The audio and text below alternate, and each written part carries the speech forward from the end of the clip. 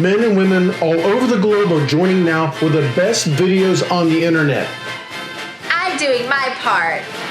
I'm doing my part. I'm doing my part. And I'm doing my part too. They're doing their part. Are you?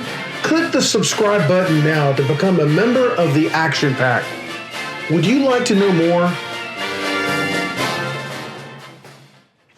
Hello, everyone, and welcome. We have taken journeys through space. We've taken journeys through time. We've even taken journeys through the multiverse. Today, we are going to take a journey into the quantum realm. I'm Mike, and with me today I have... Other Mike. And this is Mike's After Action Reviews, and this is the After Action Review for Ant-Man and the Wasp Quantumania.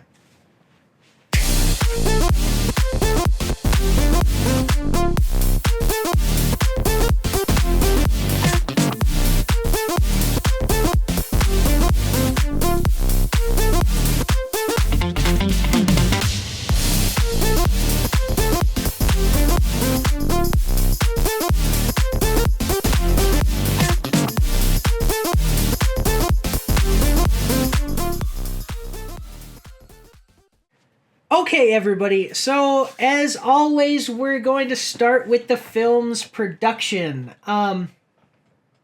Interesting thing, I'm actually not going to go over this one production company that's listed. I don't know if you noticed, but there's this Canadian production company that's always listed on like every movie, and it was listed on the IMDb page for this movie. So there was this one, there's this one production company that's listed on everything, and it was listed for this movie. And it's basically, they don't actually make movies. They're called the Canadian Tax Authority or whatever.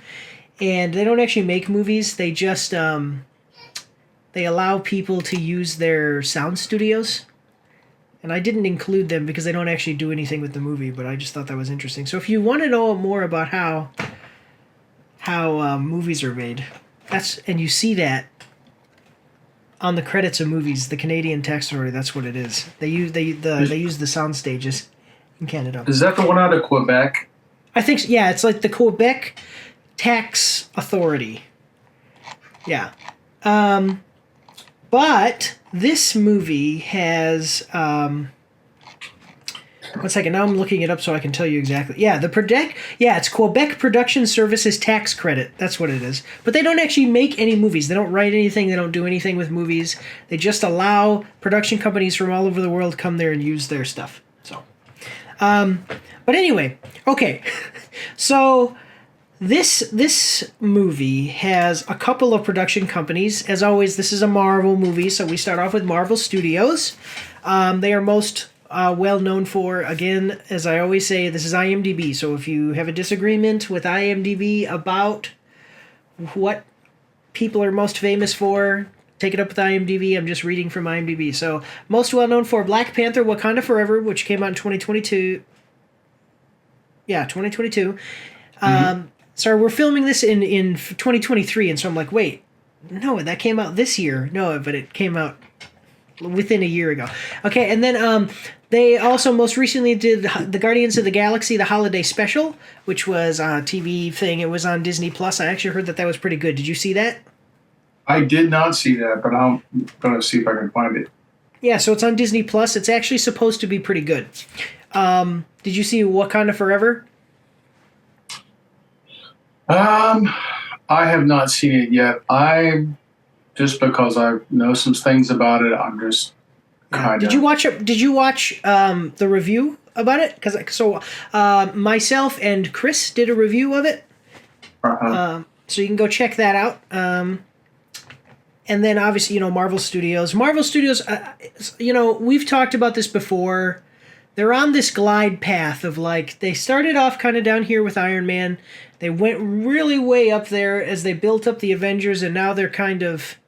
I wouldn't even say that they're going like this. I'd say they're just nosediving right now. And it's a shame because they don't have to be. It almost seems intentional. Like, actually, after so much stuff that they've done with their movies, you got to think, Why do you like this? Anyway, so so that's Marvel Studios. Yeah, do you think it happened when they went to Disney? Yeah. I think that it happened when they went to Disney. Yeah.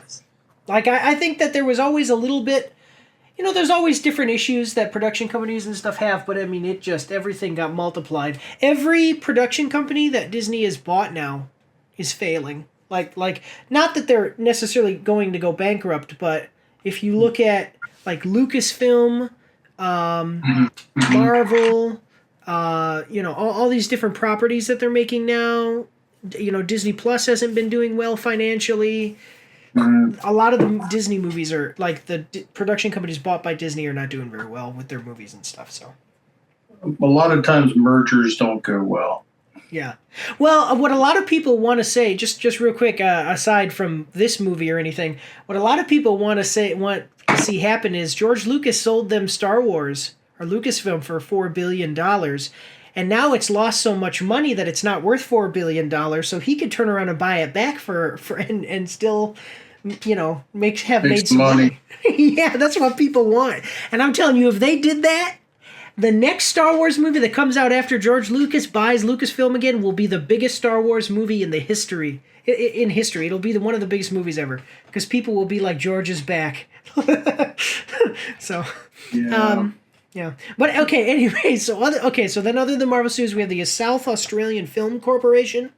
They were involved in Thor: Love and Thunder. That's what they're most well known for. That was in 2022. They also made a movie called Limbo, which was actually just recently came out earlier this year in 2023. So just so for everybody's reference, as of filming this review, it is February 28th, 2023. So when you see these 2023 movies, that means they've come out within the last 2 months. I don't know. I haven't seen Limbo. I'm not familiar with it. I mean, I saw Thor: Love and Thunder. I think that you didn't see that one, or you did, but you didn't like it? No, I've tried to do the Limbo, but I have not seen it. No, what did you think of Thor: Love and Thunder? I thought it was a little woke. I thought it was really woke. I thought it got too funny.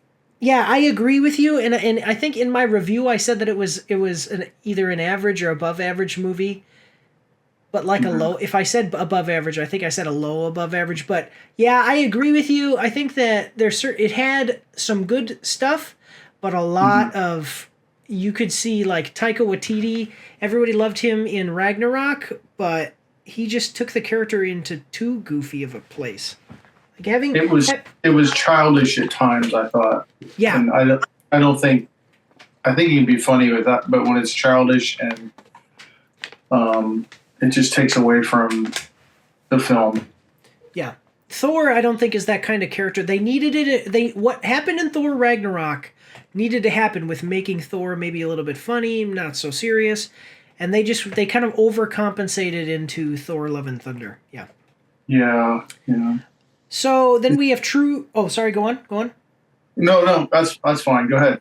Okay, so then we have True North Productions, most well known for Dune from 2021, and the sequel's coming out next year. I can't wait.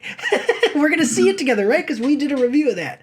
Right. That's right. Yeah. I actually seen the original one, so. Yep. Yeah, and I saw the original too. I did not see the TV miniseries. There was a TV miniseries that I didn't see. Yeah, I think I watched it. It's been a while, so it was on HBO, I think, or something, or maybe Science Channel. It was some channel. I thought it was HBO, but I'm not sure. I think you're correct. Well, yeah. No, but it wasn't on HBO Max. I think it must have been.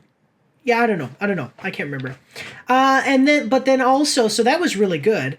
But then also they were involved in The Witcher: Blood Origin, which was 2022. The Witcher: Blood Origin was, I'm going to tell you the truth, I didn't watch it, but it was very, very, very poorly reviewed by both critics and audiences.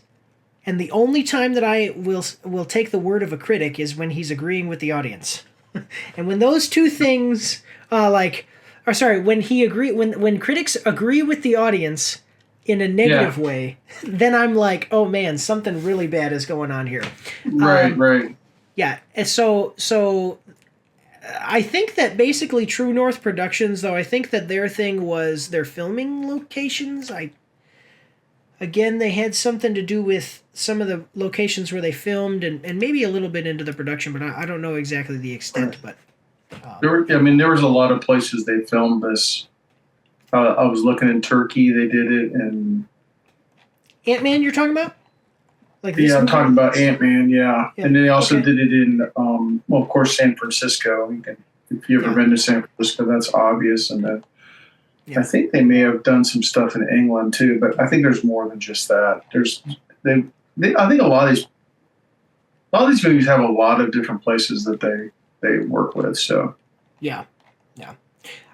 So that one's a little bit of a shaky one for me anyway. It's probably somewhere in the middle. You know what I mean? Like you have a really good movie and then a really bad series. Yeah.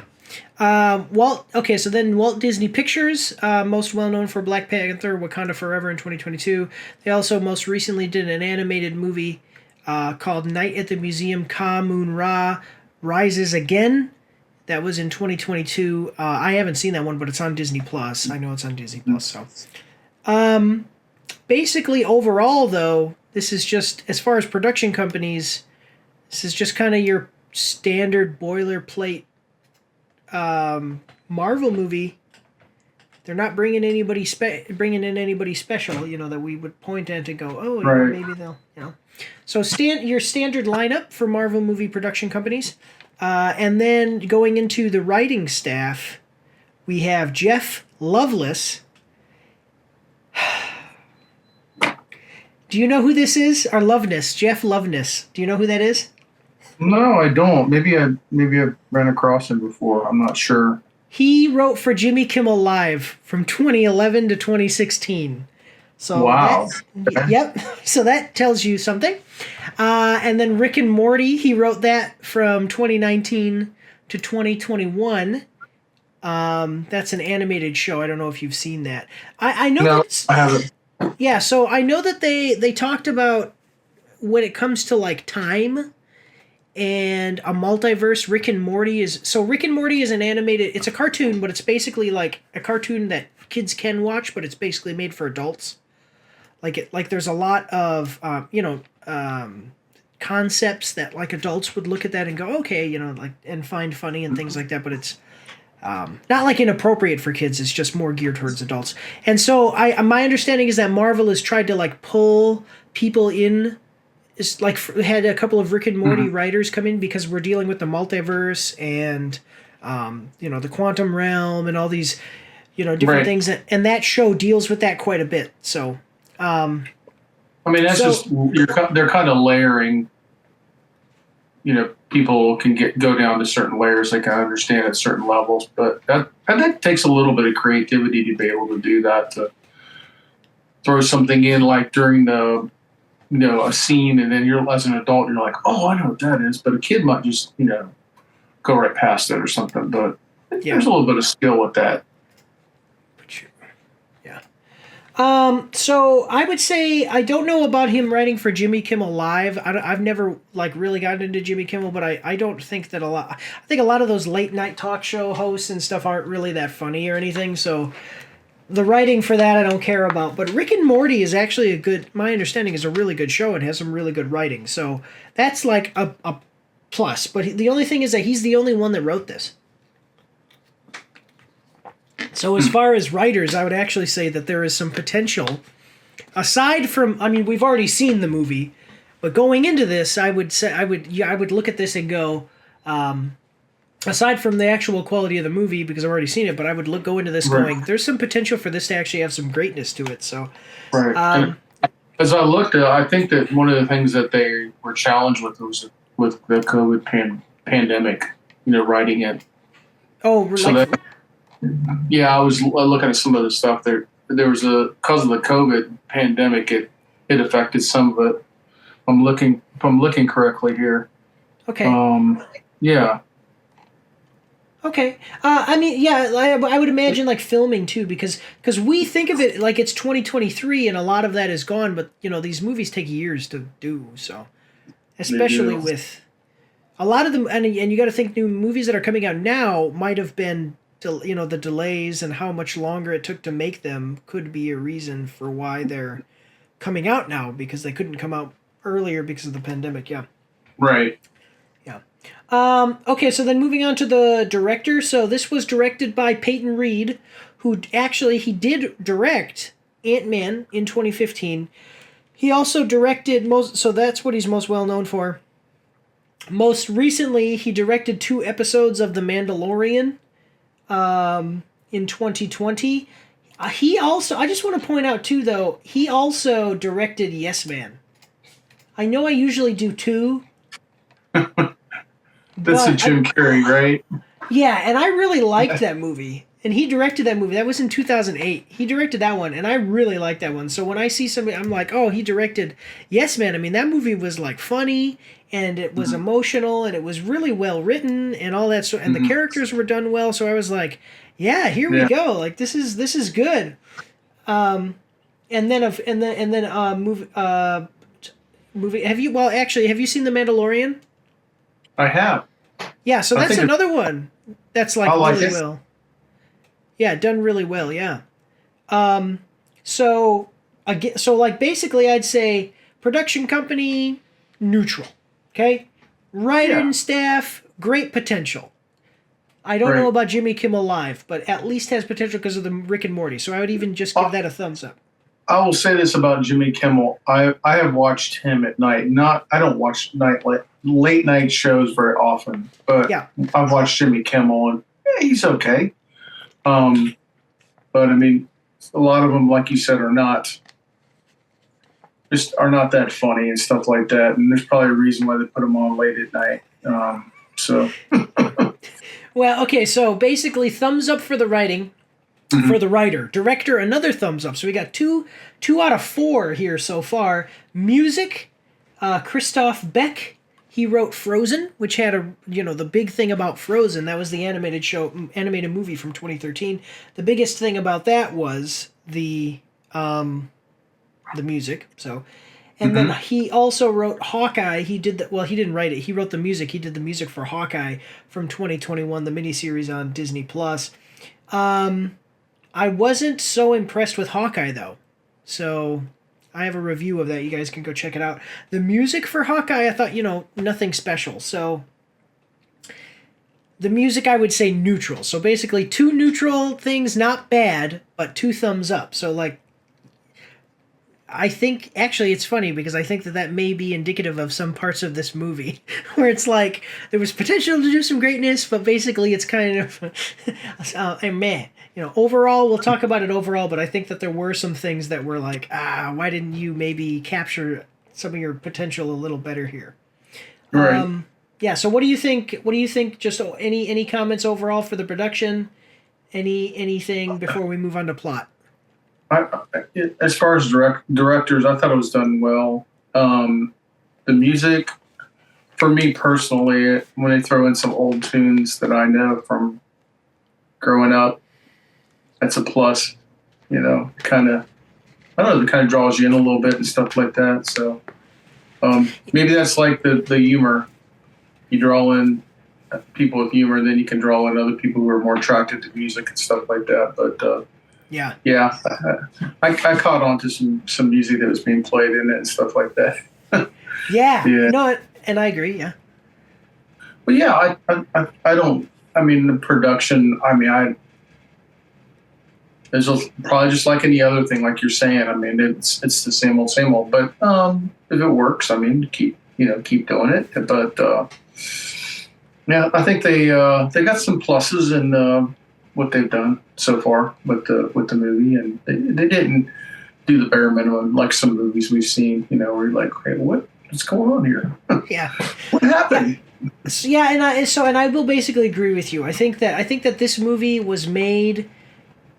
Whether you think that, as we get into plot and characters and all this other stuff in our final review scores, no matter what is said as we go through the rest of this review, this movie was actually made well in the mechanics of how it was made. The cinematography, the directing. There's always the writing. The writing tends to be the thing. The writing tends to always be the weakest thing.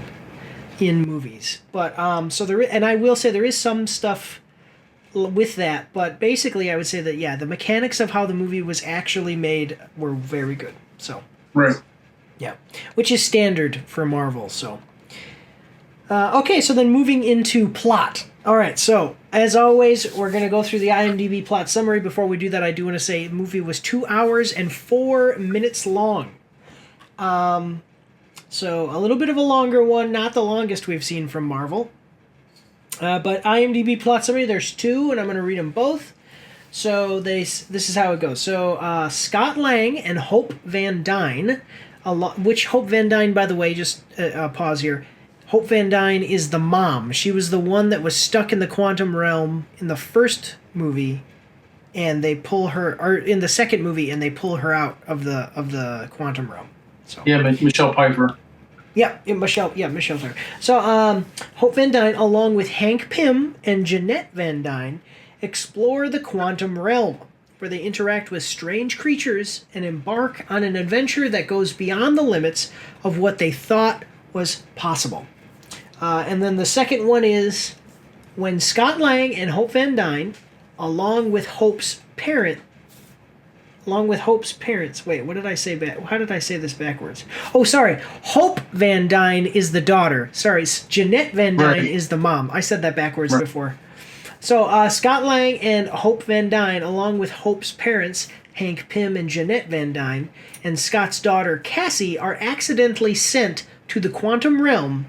They soon find themselves exploring the realm, interacting with strange new creatures. So yeah, what do you think? Well, first of all, what do you think of the summary of the plot? Do you think that was a good summary? And what do you think of the plot? Anything you want to say about the plot in general? Yeah, I don't. When you said accident, I don't know if it was an accident or not. I think that they were accidental. I don't know. I guess maybe I guess it was an accident, but it was an accident on their part. On their part, yes, on their part.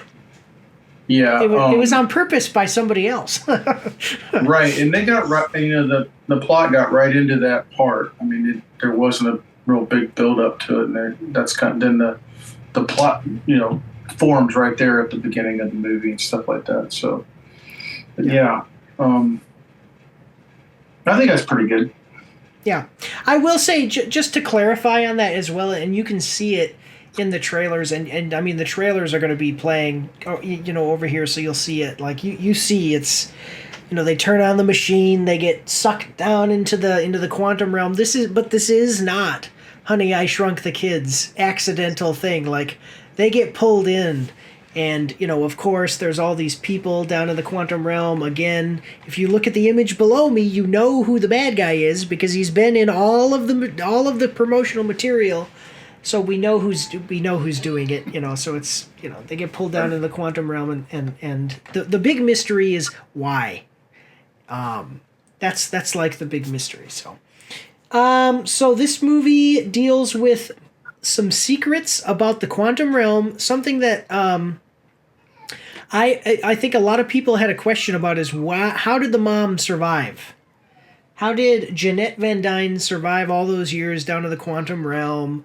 How did how did all of that work and stuff like that in the second movie? So now we're gonna get some answers about that, and I mean, promotional material kind of gave some things away. There's some people down there. There's kind of a little bit of a civilization, and some bad people. And then again, she talks about, so right in the trailer, the first trailer comes out, it says, we're sending a signal down to the quantum realm. And then Michelle Pfeiffer's character turns around and goes, wait, you're sending a signal? Turn it off. And they get sucked in. And basically, it's Kang, and they just that's in the trailers. If you know anything about watched any of the trailers, it's Kang, and she knows some stuff about Kang, and there's some secrets about her and Kang. I would say that the writing. So this is where we're going to get a little bit into the writing as far as the plot here. I would say that the writing for this movie is weird. like reviewing this is hard because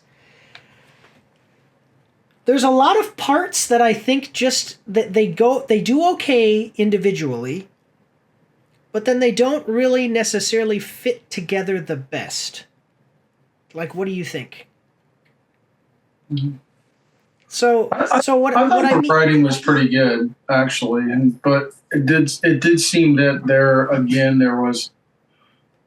was a lot of different things going on in the movie, which makes it, writing suffers when you put too many characters and too many branches to the whole movie. It becomes a little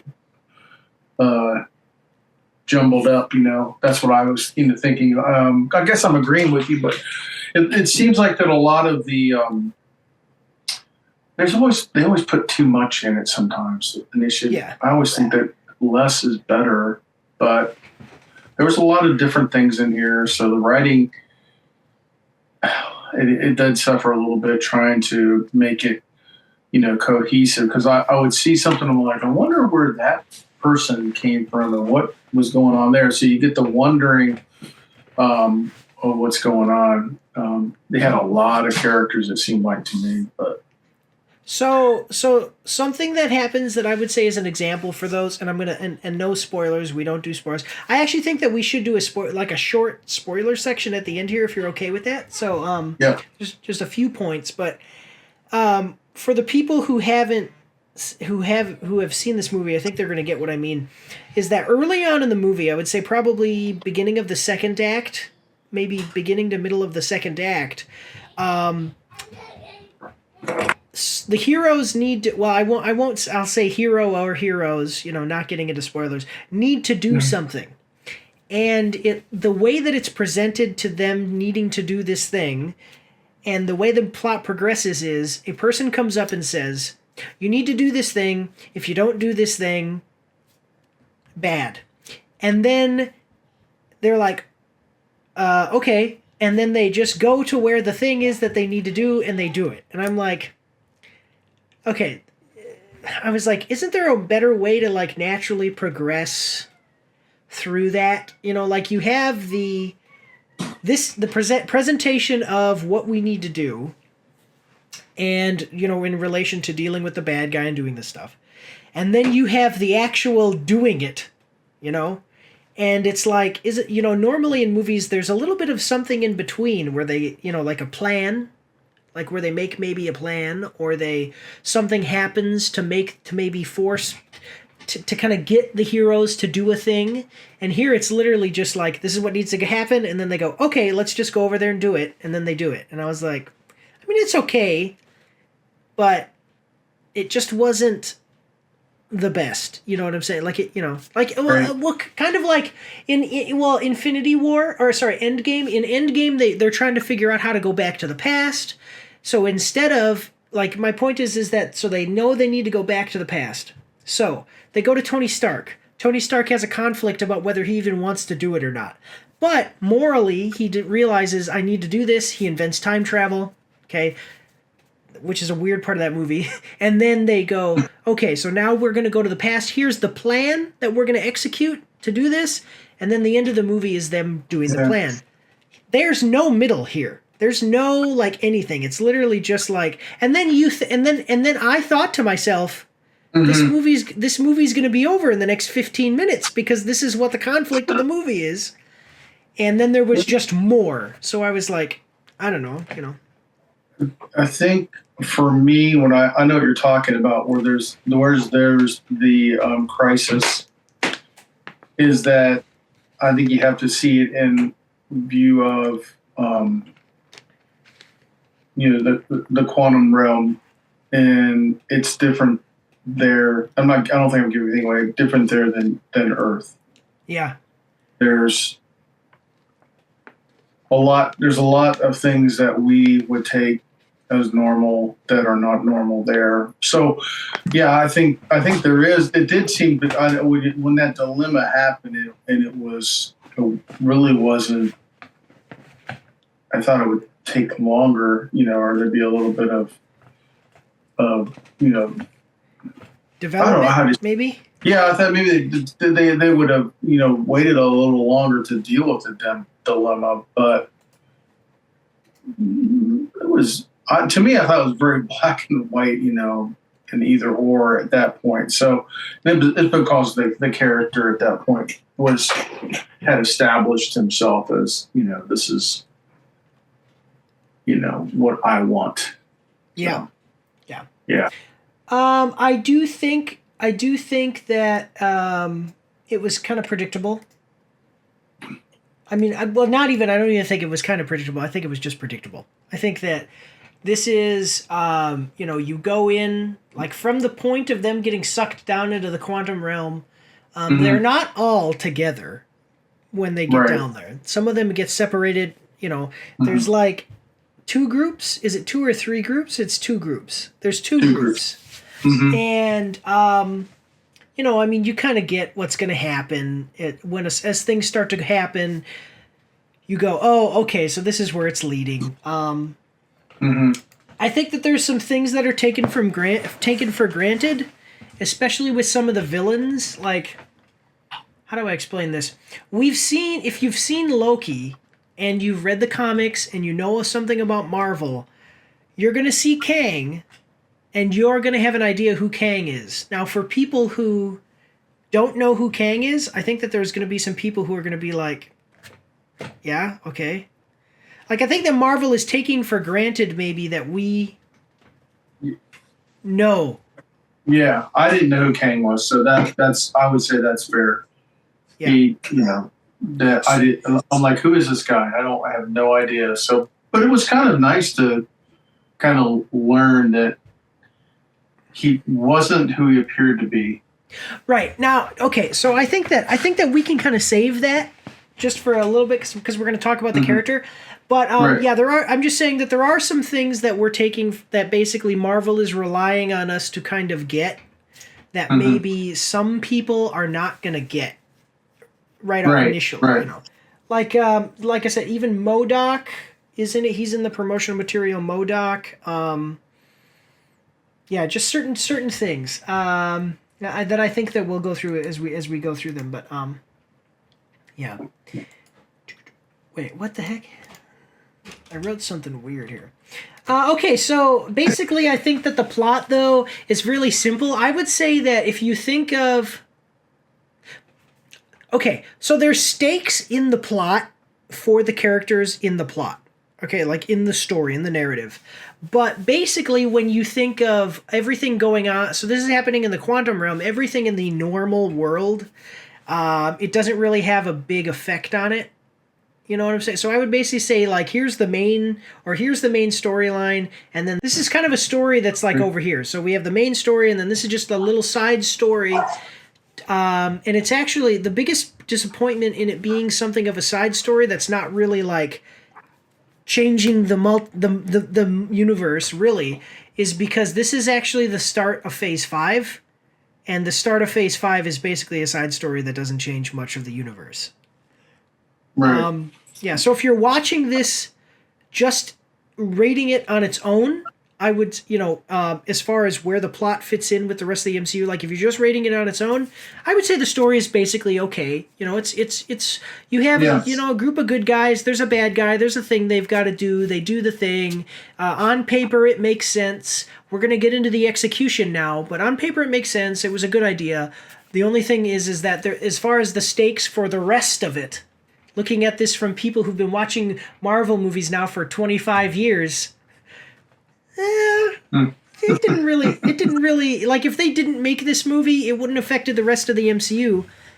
If there was no MCU and they just made this movie story was fine, So you don't think this really? Well, I guess it maybe a minor way it might have affected the rest of the MCU universe. Towards the end, maybe when they I don't want to get to there's something kind of revealed at the end that I saw that might, which I thought was interesting, but I don't want to.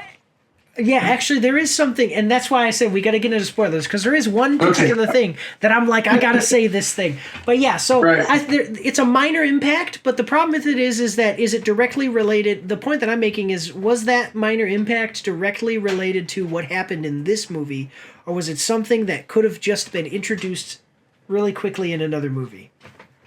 Yeah, I think it goes back to, the character that you're talking about is complex. Yeah. That's what maybe in a way affects the rest of the Marvel universe. All right, sorry, I had to cut there because I had to help my wife find some baby wipes. So all right, then I think then we're good to move on to acting and characters. Just one, I do just want to say, kind of to clarify this. For the plot, I would say that for the plot of this movie, the biggest thing I mean to say about the impact of the movie, and there is some things that they introduce, and some things moving forward towards the end that, but basically if you, like, literally, it's actually funny because literally the movie starts and stops with almost the exact same scene. and if you watch the movie, you know what I'm talking about. So it just makes you kind of realize, like, this movie starts and stops in the same place.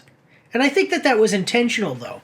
Like, I don't think that they failed to make this movie have impact. I think that they didn't mean for this movie to have a huge impact on the MCU as a whole, because I don't know why, whatever they've got coming up. Yeah. Because we are introducing the person that we are getting to know more about the person that they are claiming is going to be the big bad for Phase 5 of the MCU, and you cannot have him. You basically can't have that guy get immediately defeated or, shown to be super weak or whatever in the first movie. It's like, no big deal with that guy. So I think that, like I said, I think that they intentionally kind of made it so that way the movie's characters and the world start and stop in the same place. Right. Does that make sense? I think so. I think you're correct. And yeah. I think it's an interesting plot that they can, even though it may not affect the overall Marvel universe. I think it's got a lot of potential in the future. Yeah, with other shows and movies that it will affect, I think. Yeah, I mean, it would be nice to see Ant-Man. I mean, Ant-Man is the only one that's really been dealing with the quantum realm and certain aspects of the MCU at this point. And, that basically makes it so that way he's really the one that's going to explore that stuff. Like, I doubt that we're going to ever get like Thor in the quantum realm. Yeah. But you could have Ant-Man deal with certain characters and things. It just gives him his little niche, so. Right. It may appear small what he's dealing with, but it's very big. It's a large impact. Yes. That's good. I like that. It may seem like... It's like, yeah. No, I do like that. That's good. Okay, so then moving forward, we'll get into acting and characters. Okay, so we'll start off with the main character, Ant-Man. So actor Paul Rudd plays the role of Scott Lang in Ant-Man. He is most well known for his role in Ant-Man in 2015, and then he also most recently was in the show Only Murders in the Building. He was in 2 episodes between 2022 and 2023. What did you think of Scott Lang as Ant-Man? I like Ant-Man, and I like that he is the Ant-Man. Like I've said this before, the first Ant-Man, I can go back and watch that again and again. It is so good for me. Some people don't like it. I liked it. And I think that this one and the second one and now the third one, I think he's a great character and stuff like that. I love his little humor and little jokes here and there that he makes and stuff like that. But he's kind of he does a really good job as he. I think they cast the right guy for that, and this is his third one. He's continuing. Well, more than third one. I mean, what he's done, even in the other Marvel movies, he's really good at what he does. He's a great actor, and a little clumsy, but that's part of his character, which makes him really kind of fun to watch. So, yeah, I will say that I do. So I do agree with you. And I said Scott Lang as Ant-Man, but I meant Paul Rudd as Ant-Man. But anyway. Right. Yeah, so I agree with you. I like the first Ant-Man. I really like that scene where there's the train coming at him. And one thing I really like about Ant-Man is when you get into the science. Because, you see, you have mass. And even if I took you as a human being and shrunk you down to smaller size, you're still as strong as you were full-sized, you know. There's some other things, like actually your lungs would be too small to be able to provide air for your body, so you'd suffocate. But there's a bunch of different stuff that I've looked into as far as the actual science behind this, because I actually do find this very interesting. And I like that scene, though, when the little toy train is coming at him, and he's like, ah!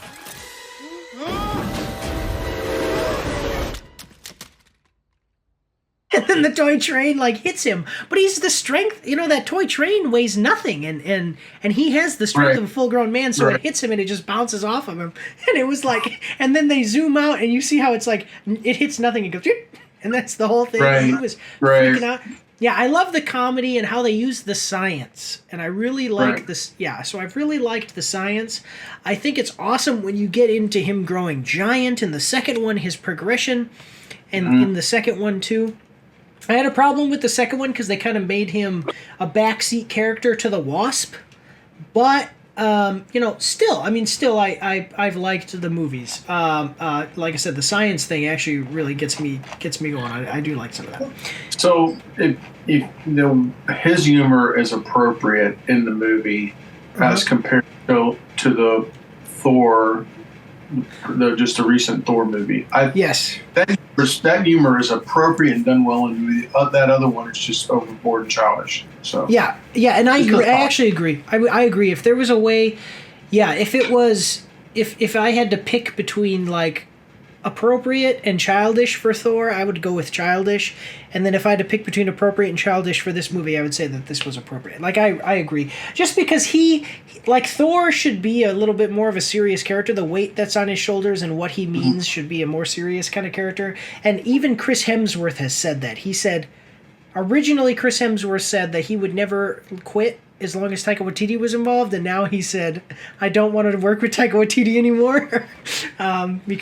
Chris Hemsworth is not by trade a comedian, and Paul Rudd is a comedian. Yeah. So they're not using Chris Hemsworth correctly. I think that's not playing to his strengths.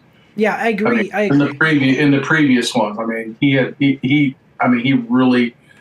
he has all the skills and everything, and physique and everything like that to be Thor, but you can't. You got to do it right. And but Paul Rudd, you can do comedy because he's got the feel for it. He knows the timing and everything like that. He can be funny without having to be ridiculous. Right. Or act stupid. And actually that's what I was going to say. He has some lightheartedness. You can still see that he is a person. He's not a caricature acting super ridiculous. Again, another great way to compare these two is just like Thor. He's so strong that a lot of things just won't hurt him and stuff like physically.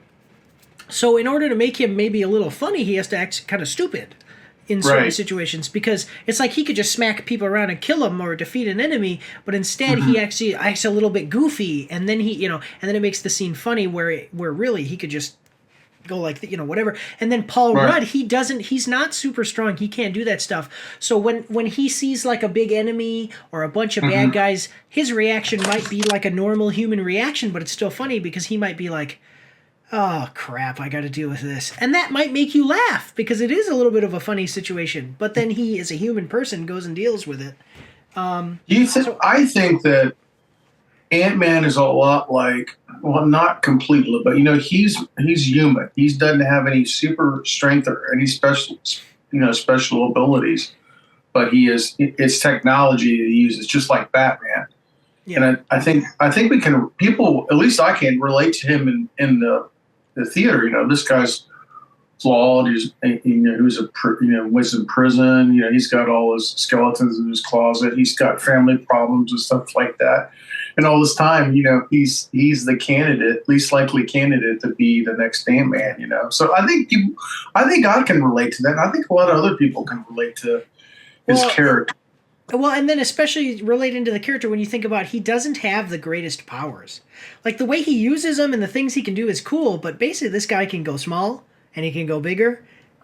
Mm-hmm. Now he can grow giant, which is awesome because he basically becomes super strong. But, I mean, if I could only be human size or smaller and control ants, like, what is that, Yeah. But the way that he does certain things, like when you're super small, again, you're still just as strong, so he can, like, jump and, like, launch himself through the air and then turn big again and punch somebody in the face. So that's kind of cool. And he talks actually he talks about that. So I did have a little bit of a problem here with him in this movie. One thing I think that this movie has a problem with is if we look at all of the major players, we have just real quick. I'll go through, and we're still going to do our normal going through all of them. But if you just look, we have Scott Lang, we have Hope Van Dyne. So basically, Ant-Man, we have Wasp, we have Hank Pym, we have Janet, we have Cassie, we have MODOK, and we have Kang. And then we have a couple, and those are like the main characters, so you're splitting a lot of energy between these main characters, and then there's still side characters that we have to go through. So I think that, for one thing, I have a problem with this movie, just in general, the acting, is that there maybe are too many characters, and something that I'll tell you the truth, I didn't write any notes for Wasp, because... Well, we'll wait. We'll talk about it when we get to her. She's next. But anyway, so that's one thing. Is just there's maybe too many characters to give any attention to one character or develop any one individual in particular. But then one thing I didn't like is that they kind of his son, Scott Lang's son, Cassie Lang, she kind of says some bad things about Ant-Man in the beginning of the movie. Basically, there's a conflict where she becomes a political activist, and they don't get into it too bad, but I foresee there being problems with this in the future because it's always marching further down the line for Marvel and Disney as becoming a political activist company. Right. So she gets she has some political activism that leads to her going to jail. And he says to her, like, you can't do this stuff. Like, first of all, it's dangerous. Some of the stuff you want to do is dangerous. And second of all, you're kind of ruining your future if you're, like, a criminal. And she basically says, you know what? You're just some guy you're not doing anything to help people. And I'm like, what are you talking about? This guy is one of the guys that helped save the universe. And he's right. Like, I'm sorry, he's trying to protect you rightfully. Like, he's not being an overprotective father. He just doesn't want his daughter going to jail. Like, she's a teenage girl who is... How many teenagers... How normal is it? I know that it happens a lot because there's, like, inner cities and stuff. But I'm just saying, the average teenager, how many of them do you think it would be normal for them to have spent a night in jail? Like, that's... I don't know what the percentage is, but... But you know what I'm saying? Like, that just doesn't seem normal. So it's it's normal for him to be that way. And her and even some of the other characters are kind of like, Scott, silly Scott, relax. And I was like, no, this is a big deal. I have kids. I'd be upset about this. Yeah, I got you. She challenges him for sure. Yeah. And then she even says something, and then a thing. Well, I'll save it for her character, but okay. So that's one thing, and that's like so. As far as development for him, I would say that his daughter being kind of an adult. Wouldn't say that he's overly protective, but he's protective of his daughter. That's like his development. I don't really see any more development other than that for him as the character, and you may have a different opinion, and I'd like to hear that, but. Do you feel that I kind of got this feeling when I was in it that he was still trying to, even with being in jail and all the things that he's faced before, that he was still trying to connect with her. I thought that I think that was still that he was still trying to do that. Even though things were good for him and that part in that movie at the start, I think that there still was a rift between the two of them. Yeah, I would say that the movie doesn't directly say that, but now hearing you say it, you can see that as an undertone. Yeah, I spent my life with helping people like that are in conflict, and so that's what I thought about. But that may be me. Yeah, no, but that's I would definitely say that's definitely something. So you do see him connecting. Trying to connect with his daughter. They did lose time. I mean, it's said in the trailer that he lost time, and Kang can give him his time. And that's maybe something that he, yeah. I will say, so one thing that we finally get in this movie, I don't think we get enough of it in this movie, but we do get it a little bit, is him doing some cool stuff as a giant. In the second Ant-Man movie, he gets the ability to turn into a giant, and all we see him do is chase after a car, and then he goes into the river. And then in Endgame, you see him running, and then you never see him again through the entire battle. Like, you might see him in the background, but you really don't. In this one, I even wrote in my notes, I actually wrote down Big Daddy with exclamation points. I was like, it's about time that we see Dad getting his. He's like, hey, I'm big man. I'm putting my big boy pants on. I'm gonna, and he goes out and starts really doing some battling. Right, so, you're looking at you're seeing his limits or his unlimited. That he's not just small and But this one, he really does. Kind of when he goes into giant mode, it's pretty cool. Yeah, just you learn more about him. I mean, that's what I like. You're learning more things about Ant-Man. Yeah. Okay, so then moving on. So I don't have anything more to say about Ant-Man if you do. Okay. And then moving on. So then we have Evangeline Lilly playing Hope Van Dyne, or the Wasp. Most well known for Ant-Man in 2015. Most recently did South of Heaven in 2021. I haven't seen that one. But I literally don't have any notes for her because she's in the movie. Of all the movies that she's in, this is one of them. But what does she do? I don't even know if we really see her fight anybody in this. Well, a little bit. I mean, you gotta also, I have an affinity towards her because I watched Lost. And she was one of the characters on Lost. Okay. Yeah, she's so. I don't think she did anything super fantastic in this movie, but I think you had to have her there in the movie. Well, to continuity, but nothing fantastic. I mean, it really could. They could have really done a lot more with her and stuff like that, but. I think, I don't think it was a failure, but I don't know if it was, super successful, her particular part. Yeah, I mean, so I'm just saying, like, I like her character. I think that she's a great actress. I think that the weird hairstyles that they have her in all the time in these movies is weird. Like this one, she has like the weird haircut, and the haircut that she has is not the best either. It looks like maybe like a little kid cut her hair or something. I'll put a picture up over here so you guys can see. But really, I'm looking at. I know that you're trying to look at the little image that I have down here. Yeah, I'm looking at the image. I think she's older. I think that's what it is. She's older and a little more, mature. She's on the, she's got a little more fame. So she does the hair a little short. She looks like one of the. From the movie Grease, she looks like one of the characters from Grease. Like, has the same. What are the pink ladies or whatever? It's not John Travolta or Olivia Newton-John, but one of the other characters. She has the same haircut. But anyways. Yeah, well, I'm just saying. So basically, for her, like, there's not really any development. We don't really like. She's in the movie. Right. She has to be there for continuity purposes. The last movie was called Ant-Man and the Wasp, so you kind of, like, they have to say Ant-Man and the Wasp again. So Wasp has to be there. But if she weren't there, again, I like her character. I don't think that her character is any kind of failure or anything as far as the character. But if she weren't in this movie, What would They possibly could do it without her. I mean, she could have been left back in the past or out of the quantum realm. My point is not that I don't want them to have made the movie without her. My point is that she's here. Let's use her.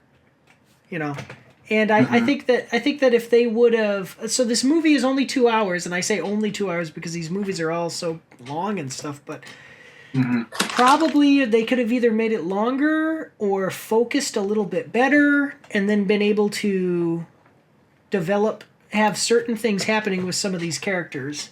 Yeah, you got a good point because I didn't really think about that. What kind of how did they present her? And she just was there. Yeah, I think she did stuff. She did stuff that was important, but she was just there. Yeah. So yeah, I don't really have any notes on her. But okay. So then we get into So then Michael Douglas. Now Michael Douglas, I feel similar to Evangeline Lilly because literally Michael Douglas, he doesn't do anything either. Like there's one thing that he's there for, and it happens at the end. Yeah. And that's it. But anyway, okay, so Michael Douglas, he plays Dr. Hank Pym. Let me go through the little thing here. Most well-known for Behind the Candelabra from 2013. Most recently did the animated series Green Eggs and Ham on Disney+. He's from 2019 to 2022. So he is Hank Pym. He invented, Ant-Man, the Pym particles and stuff that allow Ant-Man to do the things he wants to do. I love the actor. I think that he was underutilized. I don't watch other people's reviews of these movies, but I have heard a comment that he kind of looks like, just because he's not doing anything in the movie, people made a little joke and said he looks like kind of an old senile man that just kind of wandered onto set and just stood in the background while they filmed all the scenes. I kind of wondered how his character, how he was going to handle it down there in the quantum realm, because I thought, man, he just looks kind of fragile. He might break or something like that when he's down there. I mean, that's what I was thinking. That's terrible to think that, but yeah, man, this guy's up there in age, man. He's not gonna last down here. That was my thought when I see him there. But he did fine, I guess. Well, there was a couple of things that that they maybe directly. They either directly or indirectly set up and then didn't pay off. And one of the things and I'm not trying to tell anybody how to write a movie or make a movie. I'm not a movie writer. I'm a critic, though.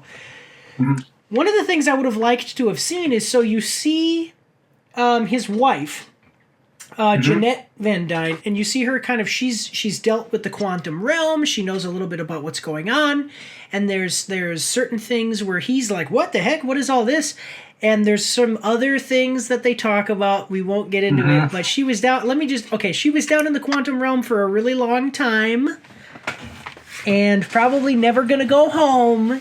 Maybe they kind of allude to a little bit of a romance of sorts between her and somebody else, and it doesn't directly set anything up. But it would have been cool to maybe see him. So he's Hank Pym. I mean, he is Ant-Man. It would have been cool maybe if there was a scene where somebody needed to take some kind of action and nobody else is there, and then all of a sudden Michael Douglas, like in an Ant-Man suit. I mean, you know what I'm saying? Like maybe he still got it. He comes and he goes, right.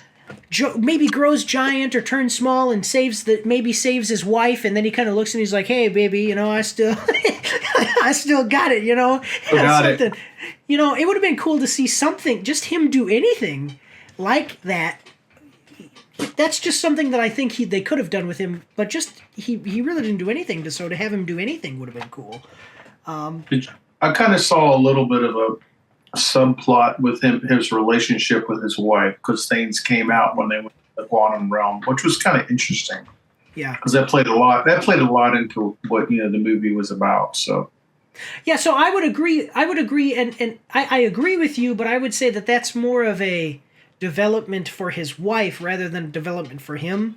Again, if there were less, if there was less characters, less things going on, they could have developed that. Mm-hmm. but yeah, I think he's a great actor. I still want to see him in the next one. I still want to, you know. Yeah, he's been around for a while. Yeah, it's just the writing. Like I said, the writing was weird. Maybe the studios put a limit on the time, the run time that they could have for this movie or something, and so there were certain things they had to cut or something. But I was going to get into this a little bit later, but I keep bringing it up. So I'm just saying there was so much going on that it kind of almost feels like nothing was going on. You know, in certain areas. Right. So then we get into now we're gonna get into maybe a little bit more of the meat here with Michelle Pfeiffer's character. So Michelle Pfeiffer, she plays Janet Van Dyne. She's most well known for What Lies Beneath from the year 2000, and then most recently was in the series The First Lady in 2022. I'll go first. She basically is the Han Solo of the quantum realm. It kind of alludes to her being like this rebel fighter, doing certain things, freedom fighter, because there's Kang down in the quantum realm, and again, it's mentioned in the trailers. Kang is kind of the king of the quantum realm down there. He's this big, powerful guy. People fear him. And she was kind of this freedom fighter kind of thing, and they get into probably the most development of a character was not even Kang, was her, actually. Right. And they get into her, they describe her as being guilty of something. I kept asking, like, guilty of what? I'm assuming that they're talking about the fact that she left the quantum realm, but they don't really describe her as having done anything bad, so it must be the quantum realm. I would have liked a character to say, because they kept saying, like, oh, what kind of person you were, and maybe, like I said, alluding to her being some kind of guilty of something. I would have liked to have a character say, I think you're guilty of this. But they don't really get into it. Again, maybe there were some scenes cut out or something. But basically, probably it was that she left the quantum realm and left everybody down there alone, and because apparently she was some kind of champion of these people, fighting Kang in the quantum realm. So, yeah, it definitely, her character was. We learned more about her. Yeah, and I thought it was very interesting what we learned about her, and her secrets that she would never tell her family about, and they wanted to know, but she was. It must have been. It was really difficult for her to share that time in the quantum realm, because she was there for, I forget how many, for years, right? I mean, 20 years.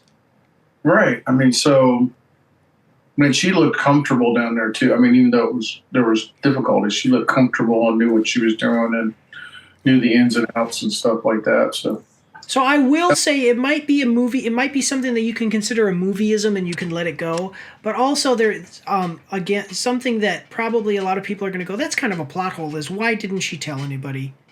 Why didn't she? That's a little bit of a weird thing. I can kind of let it go to let the movie play, but at the same time I do get where people are going to go, why didn't you just tell people about the quantum realm? Like there's this huge, all this stuff going on. Never told anybody.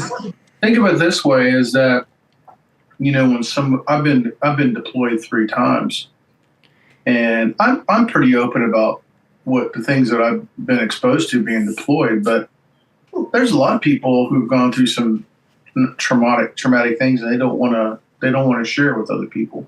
Yeah. So I'm not saying she was kind of deployed, I guess, in a difficult situation, and it was definitely a combative, from what we understand. So, so I can understand her kind of being a little bit closed door about it, stuff like that. But I think if you don't have that in the movie, people love frustration. That's frustrating. So when you're watching, even you're frustrated. Why don't you say anything?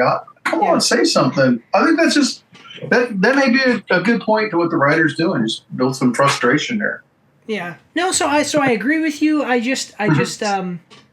I would agree with you, but at the same time, I'm just saying, like, even anything. I'm not talking about going into detail, but she could have come back and said, there's people down there. You don't want to go. It's dangerous. Just anything, but, like I said, actually, though, I'm not, it wasn't the worst thing for me.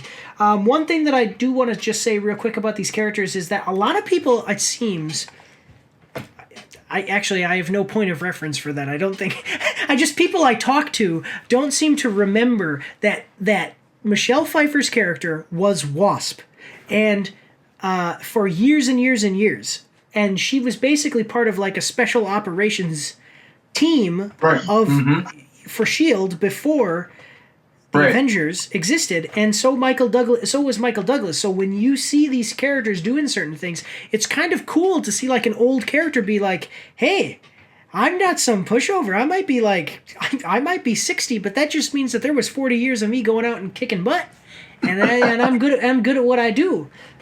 So it's kind of cool to see some of the things, and that's what I would have wanted for Michael Douglas as well. But you do see her do a little bit of action, and you're like, oh, there it is.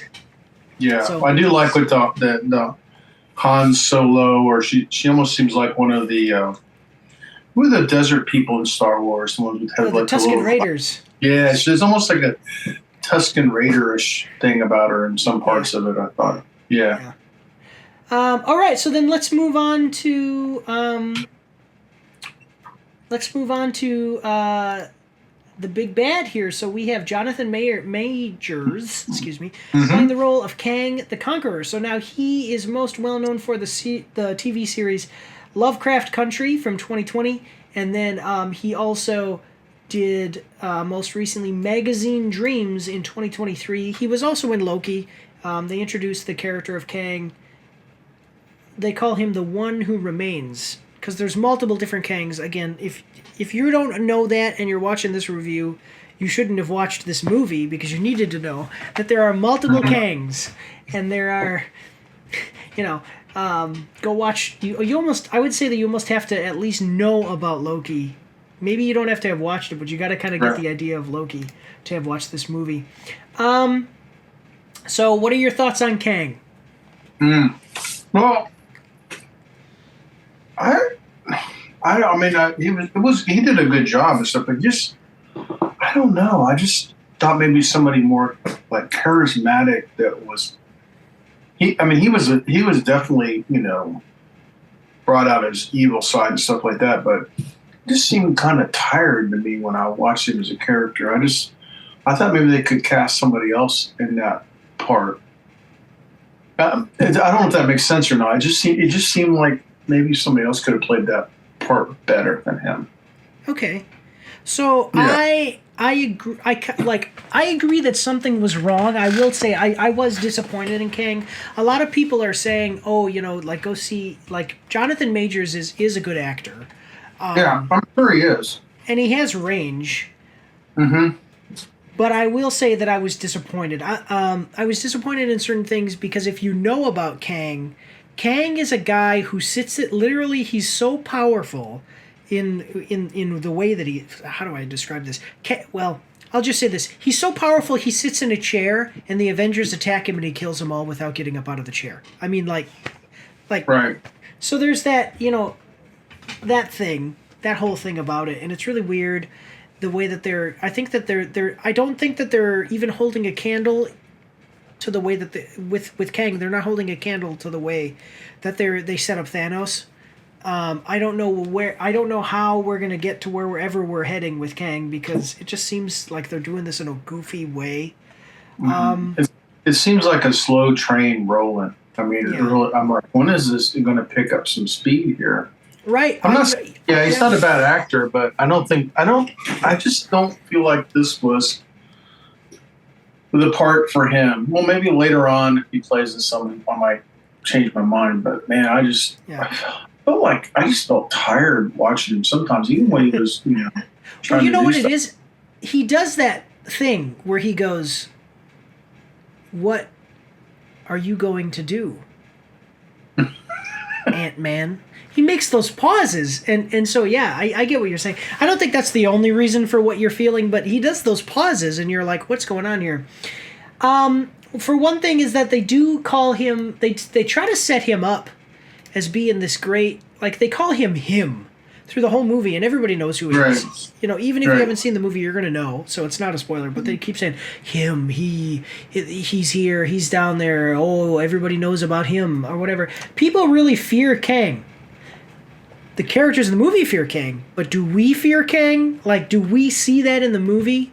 Like, you know, when Darth Vader picks up that stormtrooper in the first movie and he says, you know, or times when he grabs people with the Force and he says, "You failed me for the last time." You know, you're like, wow, like I wouldn't want to mess with this guy.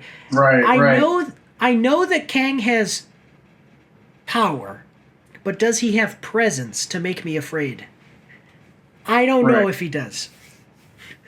Yeah, he doesn't he's not as scary as some other characters. Yeah. You know. Yeah, definitely. He was exiled to the quantum realm. Again, if you have any background or watched Loki or any of that stuff, they get into it. The question is going to be by who? Who was he exiled by? Not so everybody knows who it is. There's like we've said, there's multiple Kangs. There's all these. There's this war of the Kangs that they describe leading into this, and so you kind of know. But at the same time, I say by who because it's like, where's the background of that? They do get into it. They do get into it by the end. There's a kingdom. Yeah, kingdom. Yeah. Well, so I will tell you, they get into that in a post-credit scene. They don't exactly get into it in this movie, but I guess it would have been cool to see them kind of get into it a little bit more in this movie. But you know, and then I do want to say I do want to get into a little bit of a spoiler, just a few points in the spoiler because there is a twist on this character that I think many people probably missed that ties in with Loki, and we'll go into that with spoilers. So like watch this because there is some stuff with him that you're gonna look at. You're gonna go, wait. If you've seen Loki and you go see this movie, you're gonna go, wait a minute. Just wait a minute. That I know what that means. Here's the biggest problem that I think we have right now with Kang, and I'm just gonna ask you. You said that you don't know. You're not familiar with Kang, right? I am not. I never heard of Kang before this movie. So okay. So let me ask you this: what are his powers, and how do they work? That's a good question. I mean, he does have powers. I don't know exactly what they are. I mean, I'll tell you. I'm gonna tell you this because this is again one of those things that I think Marvel took for granted. I think that Marvel expects people to know this, but the truth of it is that Kang does not have any powers. Kang doesn't have any powers. Kang is he's a normal he's a scientist, and in the comic books they explain. Oh, that makes sense now. Yeah. Kang is from the future, and a lot of his technology, even Iron Man has technology now that that in the future, Kang develops further, and then some of that technology is directly what Kang uses. And so when there's times in the comic books when you see Iron Man fighting Kang, and he even uses that like a you know, I recognize this technology, even though it's 100 years in the future, I still recognize it, or 1,000 years, or however far he is in the future, I still recognize how it works. So you wouldn't know it, except I'm going to just, that's why the final battle in this I thought was underwhelming because of how everything happens, but Kang has no powers. It's all technology. He's like Iron Man. The lasers he shoots in the trailer, you see, those come from his suit. All of his abilities, his ability to manipulate time, manipulate stuff, comes from his chair, his throne, that ship that he sits in. Yeah. Yeah, that would have been interesting. You know, maybe if Michelle Pfeiffer could have maybe give a little synopsis of him. You know. Yeah. Well, there is one line where she says he has technology like you wouldn't believe. But so did Thanos. I mean, like, you know, like a lot of people have technology like we wouldn't believe, but they also have superpowers. So yeah. Yeah, that's interesting. I'm glad you said that because I did not know that he was just normal like you and me, and just he was just really good at science and was able to develop these technologies. I thought he was along the lines of Thanos, but it's more than that. Yeah, he's now. now I will tell you for the movie version of him, I don't know if he has powers because they haven't talked about it. But in the comic books, basically, if they're going to stick to the way he is in the comic books, he's just a guy who develops some really great science and basically does what Iron Man did. He builds himself a suit, he builds himself weapons, and he uses these weapons. So one of the things is like when you see him shoot the lasers, or you see him, like there's a scene where you see him snap his fingers and he picks somebody up. And you might, he lifts them up in the air, and you might be thinking he's telepathic or something. It would have been cool. It would have been cool to see him maybe press a button. Right. Or press a button and then shoot a laser from. He pushed the button and the laser comes out and he picks him up. Just to show how it works. So. Yeah. That's a good point. Yeah. So there are other characters. I know. I think that what we're doing okay on time, but let me know if there's any time constraints for you as we go through this. No, I'm good. Okay. So there are other characters, but I wanted to leave them for miscellaneous because I think we can kind of group them together in when we talk about a certain things, if that's okay with you. So then, if you don't have anything else to say about the characters, I will say I think the acting was done really well. I just think that there was maybe a lot going on. You know what I forgot to you know who I forgot to talk about? Actually, wait, I skipped this character completely. Is the daughter. Cassie Lang, the daughter? Yeah. Sorry, let's do that. Oh, sorry. Hey, you should have caught me. I'm sorry. Well, okay. I didn't know. I thought maybe that was not an important character for you, but no. So Catherine Newton plays Cassie Lang, known for TV series Big Little Lies from 2017 to 2019. And then most recently did The Map of Tiny Perfect Things, which is basically what this movie is, in 2021. So a big thing about her is, and we immediately get introduced to her as being a political activist. I'm kind of unimpressed with that. I don't really like that. And it leads to her going to jail. I didn't like that. I think that has potential to have some harm as we get into these political discussions. They did a thing in the Winter Soldier, Falcon and the Winter Soldier, where you actually have Falcon directly talking to a U.S. senator, and he's saying, you need to do better. And I'm like, I'm not interested in superheroes giving me political talks. Right. And then I said, she claims... This was my big problem with her. Well, not like a big problem. This was one of the problems I just pointed out, and I was like, this is... So she has this conflict with her dad where she's telling her dad that he doesn't do enough to help people. Right. She claims that her dad isn't doing enough to help people. So then she says, well, I want to help people, so I'm mapping the quantum realm. And I was like, how is that helping people? Yeah, I don't know. Yeah. I think that they're setting her up to kind of take a role in the MCU as we move forward. But I just the development of the character, she's basically just kid version of Ant-Man and Wasp. Right. I would say, did you get a lot of development from her? Did you connect with her? I think that there was some continuity with her as a child in the previous movies. I thought that was important. Yeah. Kids mess up. Sometimes kids go to jail and stuff like that. Sometimes kids rebel against their parents. I mean, that's pretty obvious. So I think she was consistent with that. But maybe they're Disney's setting it up for something that we might not like in the future with her character, But yeah, they have a tendency to do that sometimes.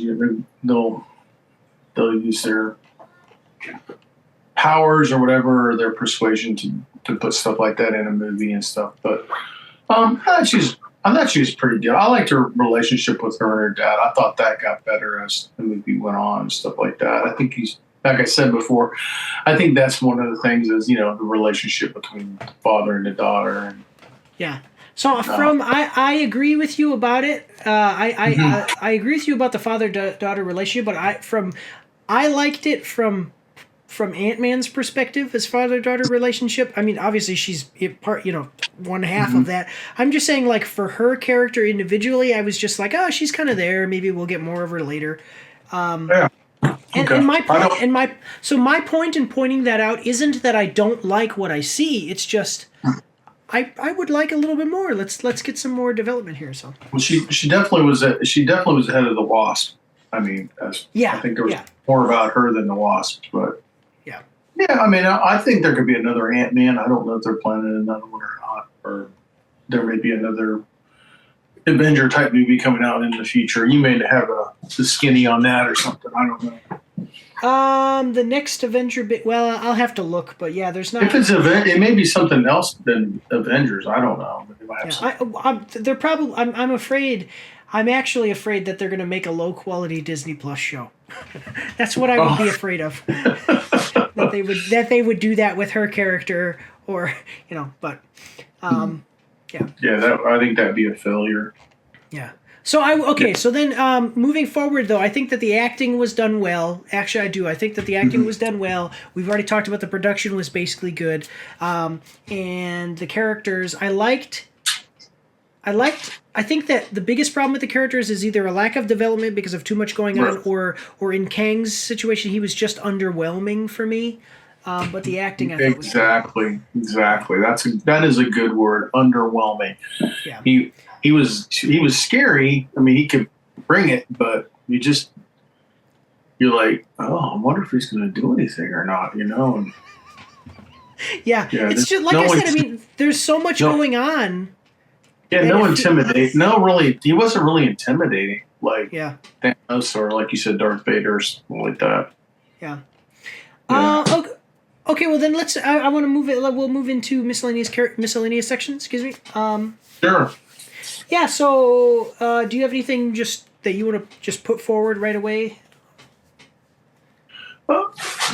Miscellaneous. I mean, I'm trying to think. Go ahead now. Let me think a little bit. Now, maybe I'll come up. So I thought that there were some interesting, funny characters. Again, we've already kind of talked about like the appropriate comedy, little things that you put in there and you kind of laugh a little bit. I mean, I don't think the movie was really nearly as funny as any of the other Ant-Man movies or anything. But this one did have some little moments. There's a guy who is a telepath. And actually, I have IMDb pulled up because I forgot his name. He's a telepath in here. His name is Quaz, the character's name. He was funny because he has this little light up thing on his forehead, and then he tells people what they're thinking, and it's just usually like little funny stuff he says. That's kind of, I won't spoil any of the jokes that they make, but it's funny. Right. There's a broccoli guy. There is a man that is he's like a stalk of broccoli. That was a little funny. They get into that and making fun of him, and he scares people. Michael Douglas has a little interaction with him. That was cool. There is an Ooze character that has a setup. They have a setup for this Ooze character he's made of ooze, and you hear all these people and they're standing around to go rah rah rah rah because they're all speaking in some weird alien language, and then and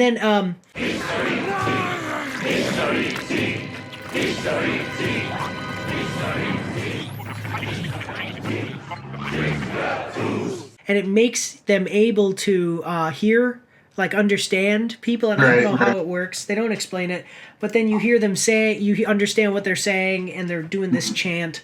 Not going to spoil what it is, but that's pretty cool. And then later on in the movie, you see him again, and like I said, there was a setup with him, and then they bring it forward, and you're like, oh, that's a callback to the beginning of the movie. I thought that was cool. Everybody likes when they have something that's set up and then they call back to it, so that was pretty cool. Right. You like those little cute characters they have and stuff like that, kind of. Yeah, even just little side characters that are cool. Yeah. But see, that's my point. Is it's like the telepath guy. Or the Ooze character. They're small. You're introduced to them. They have a little aspect of them that is developed through the movie, and then that's what I'm saying about the underwhelmingness of maybe some of the main characters is where we already know everything about them, and then they don't really even get a little thing that you go, oh, this is the new thing that's been added to the character. Right. Yeah.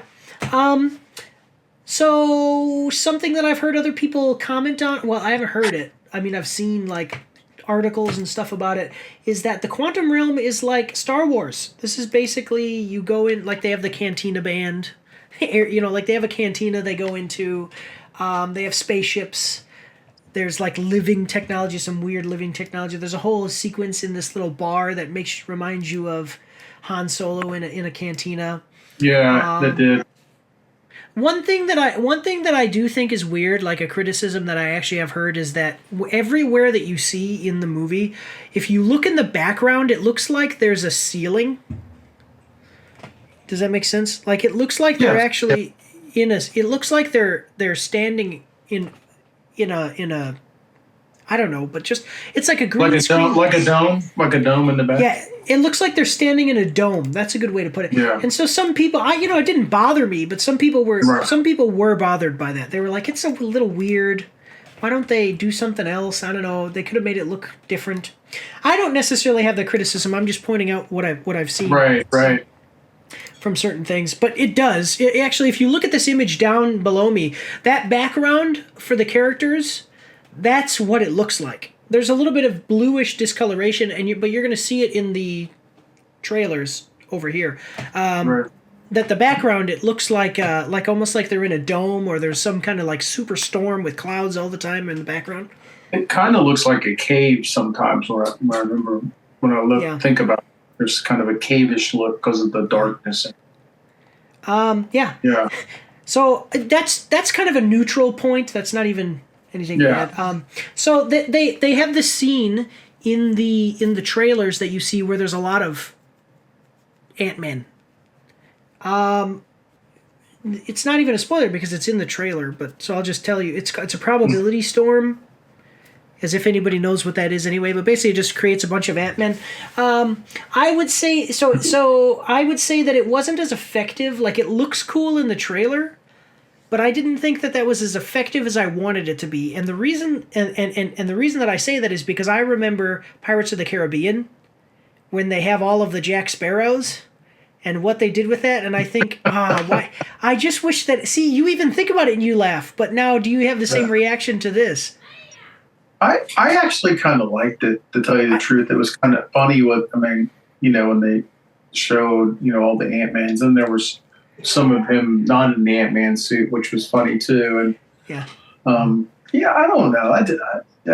I thought it was done well. I mean, just interesting. I mean, it was just So just to clarify my position, like I think it was okay. I don't think it was bad, or I don't think it was good. I just am saying it wasn't. It seems like they were trying to pull off like the Jack Sparrow, the multi-Jack sequence, and it just wasn't as effective.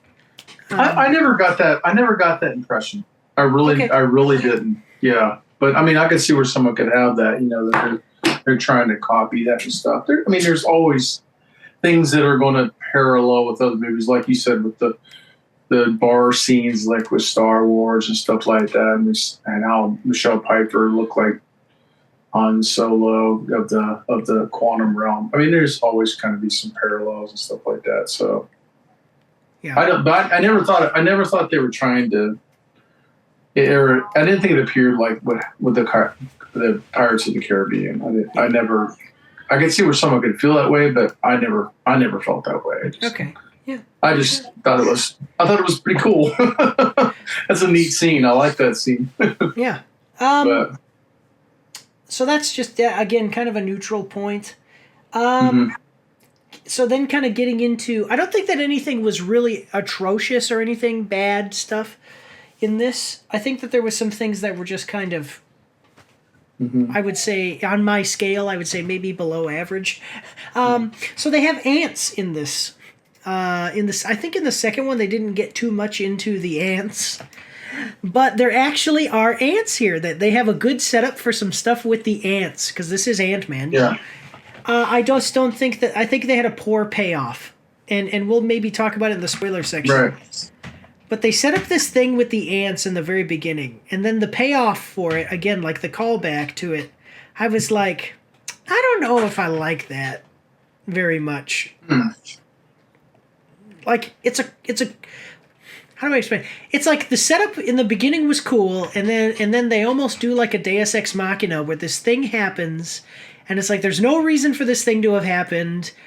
But we did kind of talk about it in the beginning. So I was like, I don't know. It just gave me a weird feeling. You might feel differently. You know what I'm talking about, though, right? Like, yeah, I like the ants, their role in the movie and stuff like that. Again, if we think about, we talked about scientists. Yeah. You got Kang, and then you got I forgot his Michael Douglas. Yeah. Also a scientist too. So there's a kind of a battle of, science. Science, yeah. Science rules. I would probably say it's actually good because it seems like on a couple of these things we're going back and forth. So I think that there's a good range here of things to talk about. Right. One big thing that I think that they really played up in the media and then getting into the movie is that there's a comment about socialism. It's just a weird reference made in the movie. It didn't really bother me. I mean, you might have, yeah. He's talking. I remember. Yeah, Michael Douglas is talking about ants and how they work together, and then he said something about socialism, and I just it was a weird reference. It doesn't come up anything. It's not really like preaching or anything, so not a big deal. I just want to put that out there because in the media they make this big deal about it. It's nothing really, and it doesn't even make sense anyway because what ants have is not socialism. Ants are literally a living organ, like many organisms becoming one thing, like. The way that ants are controlled is by hormones. The only ant that even knows what's going on is the queen. I don't know if you guys knew that or not, but ants literally do not think for themselves. Like it's so weird. But anyway, yeah. One problem that I did have is the development of the world. One problem. So they have these quantum people. Like there's people down there in the quantum realm. Where did they come from? How does it work? I just think that it wasn't properly explained, and there's a lack of immersion. Like there are literally people who are human in the quantum realm, and if they would have explained how they got there or explained more about their society or whatever, it would have immersed us a little bit better. And there was a lack of immersion. So you think there's a lot of questions that you're left unanswered watching the movie and stuff like that. I thought about that too with some of there's other human characters in it, and you're like, well, how did they get there in the quantum realm? Did they get banished there or something like that, or did this experiment gone bad and they got sucked into the quantum realm? Yeah. Yeah, I guess you can't do every character and stuff like that, but maybe the movie should have been a little longer to give a little more explanation. I don't know, or they just trimmed some places and then explained more in other places, but yeah. Speaking though of human characters, I think that there are some poorly executed characters, and this is where we're going to get into certain things. Kryler, he was played by oh my lord, now I can't think of his name. Bill Murray. There we go, I have it up here. Yeah. Kryler. I think that he is a useless character. They set him up and then there's no payoff. Really? Yeah, and here's why. Because they set him up. Okay, and he comes in, he does a bad thing. Jeanette Van Dyne knows him, he does a bad thing, and so you kind of write him off as being this bad character. And then there's this big battle at the end of the movie, as there is in all these movies, and I was waiting for him to come in and be like, hey, I'm good. Like, I'm a good guy. I was, like some kind of redemption for him, or just him doing, because basically he's only in one scene. Right. He seems like he seems like a survivor. He's just somebody who survives and does what he needs to do to keep his head afloat, and stuff like that. But yeah, I think that was an interesting. Of course, I like Bill Murray. I mean, I've grown up watching him on Saturday Night Live and all the funny movies he's been in. But yeah, that's interesting. I wasn't expecting it to be in the movie, but that's what I'm saying. Like, why was it Bill Murray? Like, you'd think that Bill Murray would be a character that would come back and we'd see him in another movie or something.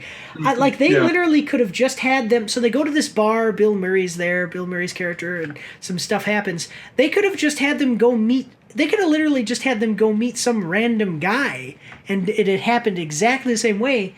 Right. It's just weird. Basically, this was like a weird cameo. And I mean, it wasn't. Yeah, they didn't. They really did. They probably didn't need him and stuff like that, and that could have been something they could have been trimmed to explain something more about something else. Yeah. But yeah. Now, did you like the? I like the effects and the world and all the creativity they did in the movie. I mean, if you're talking about miscellaneous. I love the creativity of a whole new world that they did when they came down there, and it's just kind of fun to see this new world with all these new creatures and different things that are going on. But I like that. I thought there were some really good effects in it and stuff like that. Yeah, again, and I do. You know what it reminded me of a little bit though is almost like when you go see Avatar. Yeah. Maybe the first time that you see the world of, like, if you've never seen Avatar before, and you go see Avatar for the first time, you look at it's like this mystical realm, this cool thing. That's kind of what looking at the quantum realm made me. I think. Do you think it was mystical, or do you think it was more? I don't know. I would use mystical. It was. I mean, Avatar is mystical, but. Yeah. I think the Quantumania is more of I don't know, like something like Lord of the Rings or something with some of the characters. I don't know. It was more of a. I personally, I would really just compare it to like space. Like I think that this movie is very close to space movies. Yeah, there's a sci-fi aspect to it. Yeah. Yeah. Like the living technology stuff is a big thing too. Is like where they have buildings and ships that you see are alive, and there's a scene where one of the ships gets destroyed, and another one of the ships is holding it, crying. I don't know. It's like in the background. Yeah. And I was like, oh, that's cool. So then there's two more characters I want to talk about. Gentrora, you probably didn't even know her name, Gentrora. She is this warrior lady that is just there, and I was like, they kind of give a little bit of a side plot with her, and she, but it almost makes, I don't know, it was just weird to me. They kind of give her enough screen time that you think that she's going to amount to something, but then she doesn't. So I thought that was maybe another thing where it was like, we could have had a little less screen time about her. Do you know who I'm talking about? Yeah, I know you're talking about. Yeah, I just thought that it was just like, that's my point. Like with Bill Murray, he comes in, he gets enough screen time, you think he's going to be something, and then nothing. Gentura comes in, you think she's going to be something, and then nothing. So it almost feels like, hey, we could have used that time for something else. MODOK, his name is an acronym. It's a mechanical organism designed only for killing. They give him a new origin, and they make him a little bit of a joke. Actually, they use him for and now in the comic books, MODOK is like scary. But I think that as far as who he is, like with technology and this way, he's basically okay. I think that, but one thing is the CGI for him was absolutely terrible. And everybody has been tearing this movie apart based on the CGI being terrible. So the CGI for him was particularly terrible, maybe even a little bit funny. The way, like, what did you think when you saw him? I didn't know what to think of him because I had no expectations. I thought it was hilarious. I thought the way, I don't know. We don't want to give any spoilers out, but just when I saw him, I'm like, who the heck is that guy? And then I realized who it was. I just mean like the way he looked, though. Like, what did you like? Yeah. I think he looks so MODOK. He looked like an Oompa Loompa. It was not, it was really bad. One of the big things that I think that this movie has, and then I think this is kind of my last point, and then if you want to go into, if you don't have anything else, we'll go into final statements here. They have this trope of like people not explaining things, and I think that's what a lot of the movie relies on. For instance, Janet Van Dyne, she not explaining things, but even once they get into the quantum realm, there's scenes where they're like, "Oh, what's going on?" and she says, "There's no time. I'll explain later. Do this." And I'm like, "Well, why don't you just And then later, the explanation is like, oh, this is what it is. And it's like, you could have literally just very quickly told me that before, you know? But there are, yeah, and that's just like a small example to get away with spoilers. But there's even stuff with Kang where you see Kang and certain things about his motivation. And it literally, I thought, why don't you just explain yourself? Like, just tell him what you are thinking here. And then it wouldn't be, you wouldn't even have to use your power to be some scary guy. You could just, it would be okay. I don't know. Yeah. So, yeah. I don't know. What did you think of that?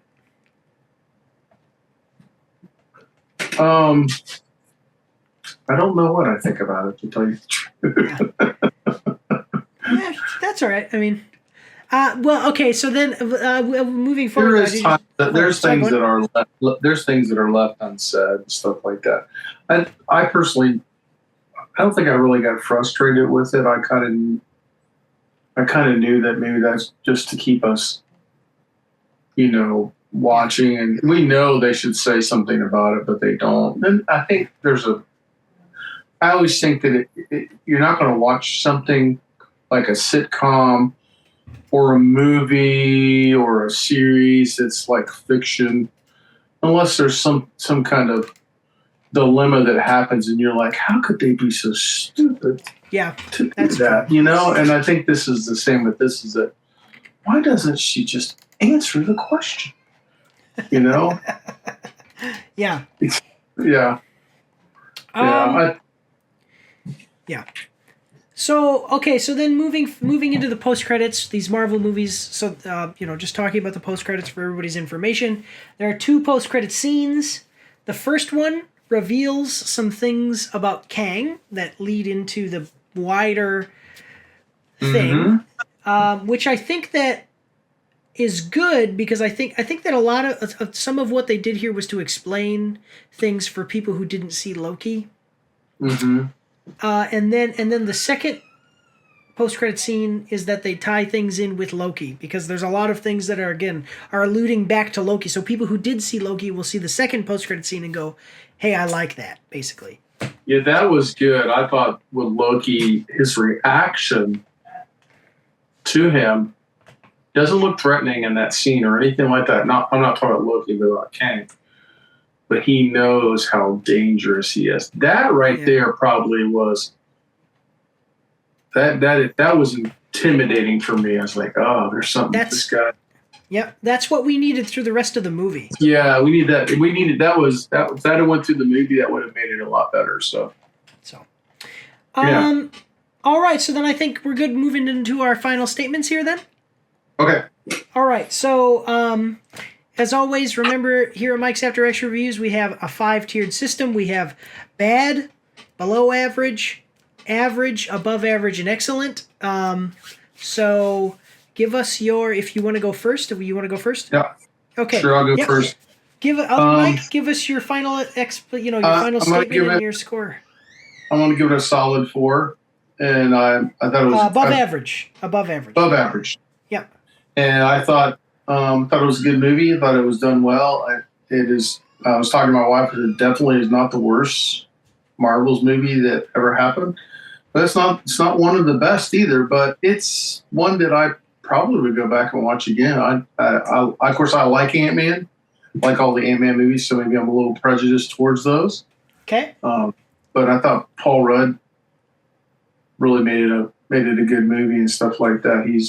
He was probably the oil in the machine in the movie. There's some things that could have been done better, but it's sometimes that's just the way it is. We have movies like that all the time that we've reviewed, and we're like, what the hell? They could have done this better. I don't know if there's a movie I've said it's a 5. Maybe I have, but I would say a solid 4. I think it's. I think that it wouldn't be surprised me if they had another Ant-Man in the future.